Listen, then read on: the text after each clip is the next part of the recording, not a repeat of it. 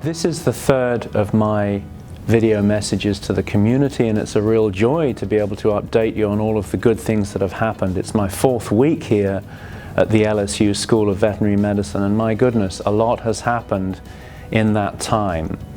As I promised you last time, I'd like to give you an update on my strategic focus areas of vision, mission, values, and the brand and the identity that we live by.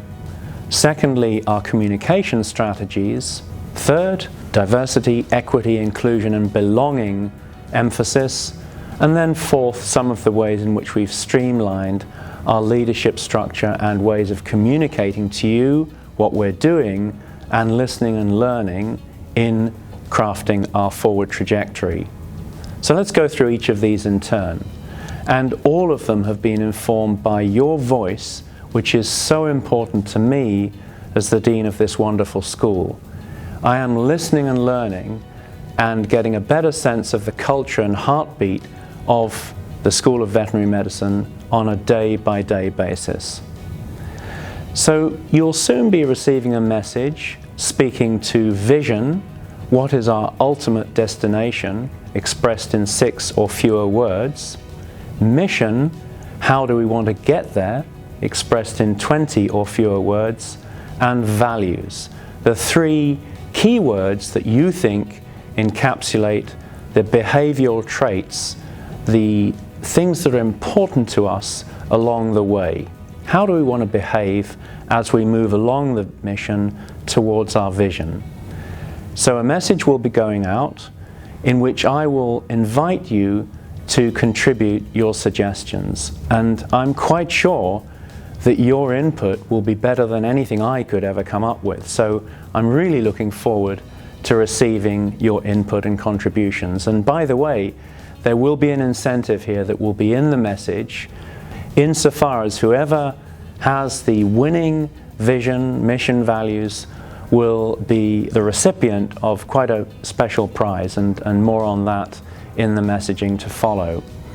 So the way in which we portray ourselves to the world is so important in terms of our visibility and conveying our message both to internal and external stakeholders. So this is an important part of our journey, and I, as I say, look forward to receiving your contributions, students, staff, and faculty alike. Thank you for that.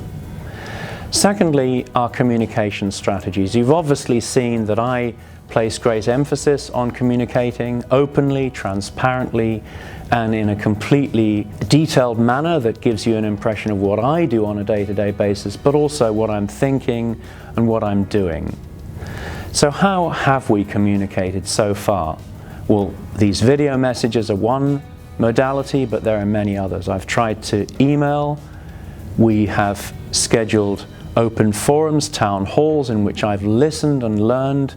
They've been so valuable in getting an idea of what you are thinking, and that's so important to me.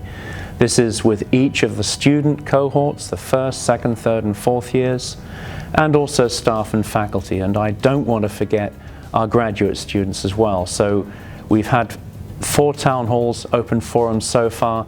We've got a few more to go. So thank you for those of you who have sent in comments ahead of time, and thank you for those of you who actually attended in person. We want to make these a safe space, and we want to listen to your concerns and comments and feedback in a you said, we did format. And that emphasis on communication, 360-degree communication, will be continuing in the weeks, months, and years to come.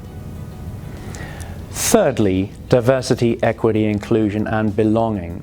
I've met with our awesome DEIB team, led by Dr. Henry Green and Donnie Watkins recently, and we've articulated a vision going forwards of our strategy.